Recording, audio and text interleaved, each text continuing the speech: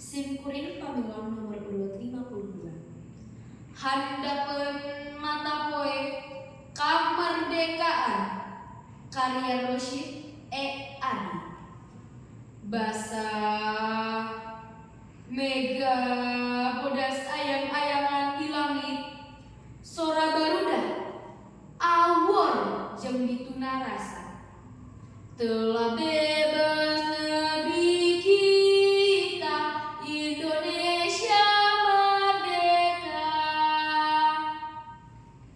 Cenah mani rampak geus ngaguran natapak lacak baheula kamerdekaan nu disulam ku benang inten, nyiptakeun langit kabebasan teu kahalang ku remukna mega.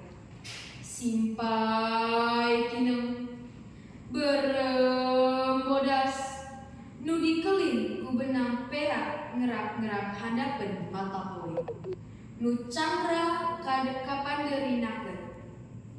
Telah bebas negeri kita, Indonesia merdeka.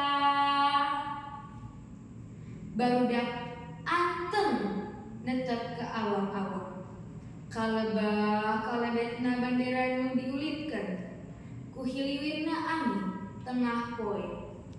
Mangsana lagu beakeun wirahman, aya lagu tanpa sorang, aya haluang tanpa nada.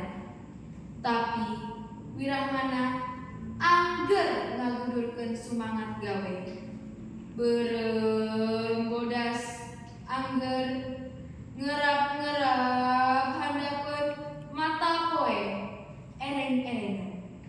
Bandung, Agustus 1884.